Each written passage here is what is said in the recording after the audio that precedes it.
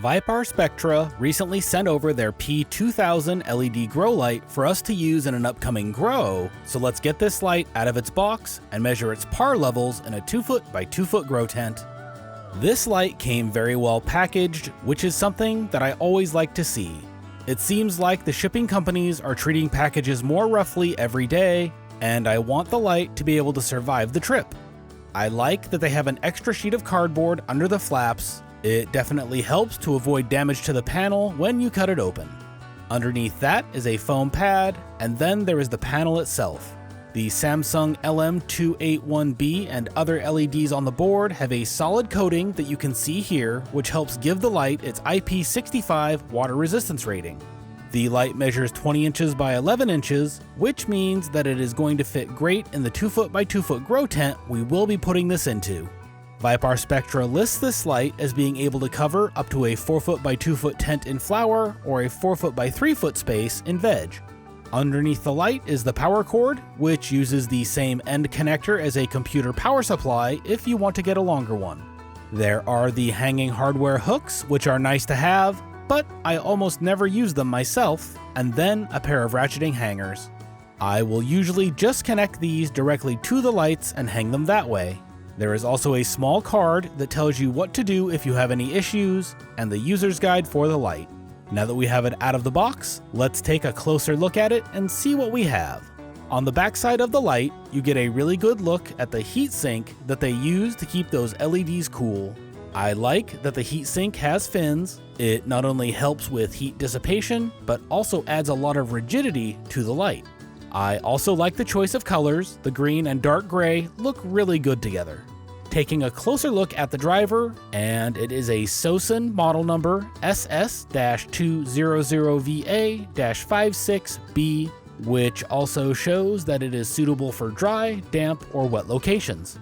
On the right side of the light is the dimmer dial, and you can see that this light does not have an off switch, so if you want to be able to turn it off, you will need to use an external switch of some kind. Flipping the light over, and you can see all of the LEDs. There is a mix of 3K warm white, 5K white, 660 nanometer deep red, and IR 730 nanometer LEDs on here, which you will be able to see better in a minute when we plug the light in. You can really see the coating they use on the LEDs to get that IP rating that we mentioned earlier. Now let's plug this thing in. With the light at its dimmest setting, you can easily see all 4 types of LEDs that we went over. The light gets quite bright when it is turned on full blast, and I have high hopes for it in the PAR testing that we are about to go over. At a 12-inch height, the PAR reading in the center is 1,310, which is way higher than you will ever need, and I never recommend having your lights this close to your plants. This light will pull 207 watts from the wall at full power, and it goes down from there as you dim the dial. At 75, it pulled 154 watts from the wall. At 50, it was pulling 95 watts. At 25, it went down to 53 watts. And finally, at minimum, it pulled 22 watts from the wall. The light is listed as pulling 200 watts plus or minus 3%, so we are right in line with that. Moving up to an 18-inch height, and the center reading is now at 876 PAR. And as this light gets raised, the levels are going to be getting more evened out with the light reflecting from the walls, which is why we grow in tents. We took PAR readings with the light dimmed and averaged what the results were, which will give you the PAR X readings on the left. All of the readings shown on the screen are at full power, and to get the light levels at different dim settings, just multiply the shown PAR value by that number.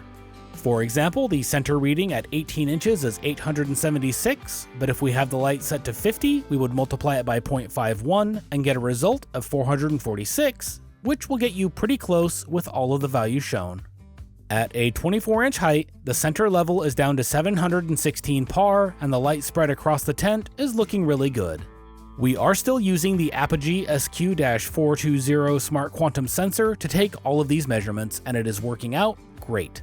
It is just the sensor itself and plugs into a PC to get these readings, so it is a bit more affordable than their standalone units. We will leave an Amazon Associates link to it in the description down below if that is something you are interested in checking out. Moving up to 30 inches, and the center reading is at 638 PAR, and I will likely have this light hung here or at 36 inches above the canopy in the upcoming grow. I like using the largest lights in the tent that I can, as I want the light levels as even as possible across the canopy. This also lets me run the light at a lower dim setting, which will help to reduce the amount of heat in the tent and also extends the life of the light. Speaking of heat, after I pulled all of these par numbers and the light was as warm as it was going to get, I took temperature measurements of the heat dissipating fins, which were 115 Fahrenheit or 46 Celsius, and the driver was sitting at 120 Fahrenheit or 48 Celsius, and the room it was in was sitting at 78 Fahrenheit or 25 Celsius. Getting up to 36 inches, and the center light level is at 536 par with a gradual drop off down to the edges. With an autoflower grow using 18 hours of light, these par levels would be more than you need at the end of the grow, and if you go to 20 or 22 hours of light, you could reduce it even more.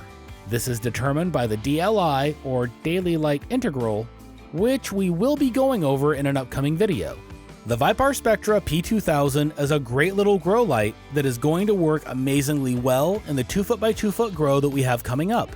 It is listed for use in a 2 ft by 4 ft tent, and if that is something you would like to see, let me know down in the comments and I will toss it in a tent that size just to see what the light levels are, if there is enough interest.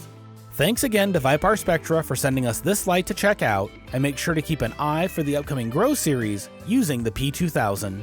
If you want to check out one of ViparSpectra's lights for yourself, make sure to click on our links in the description below and use code ViparGeeks to get a discount on your order. We will also have Amazon Associates links to some of our other gear in the description down below as well, and using our Amazon Associates links helps out the channel as we receive a small portion of the sale for sending you their way. Last, but certainly not least, a big shout out goes to our channel members here on YouTube and patrons over on Patreon that have pledged at the trimmer level. While all of our members and patrons help keep the channel going, you folks have gone above and beyond, and we really appreciate it.